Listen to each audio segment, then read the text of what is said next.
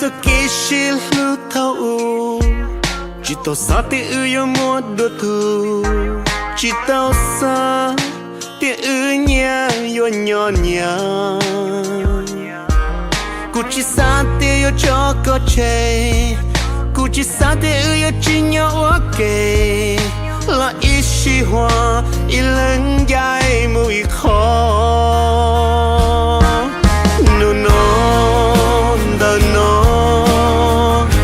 chỉ xử lý tháo ít mà nó giờ nó có chỉ sai cũ có một mùa đâu tu có chuyện gió gió giờ yêu hay để chờ lo dễ chỉ cho cô lúc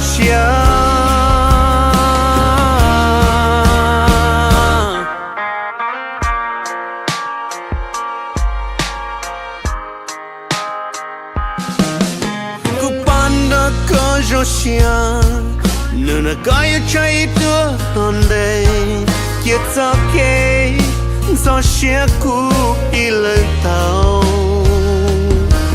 Ku thao phô cho kia cho tu ko, ku thao cả nữ yo có tu cả, chỉ sa pu cho kia phe tu có tao. No no, the no.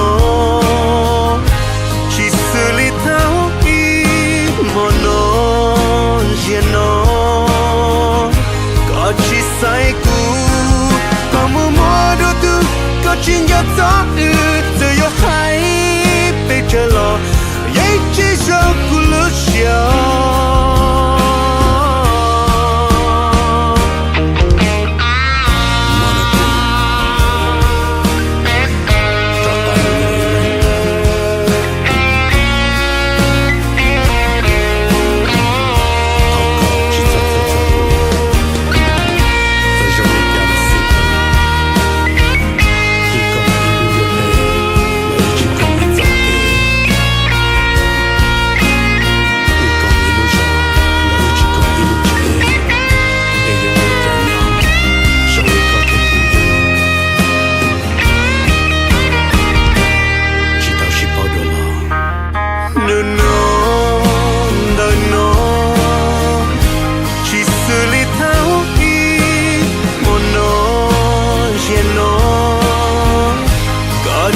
sai cũ có một mùa đâu tu có chuyện gió gió giờ yêu hay bây giờ lo dễ chỉ cho cô lúc xia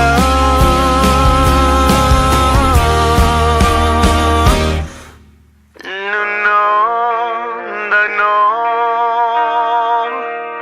có chỉ sai cũ.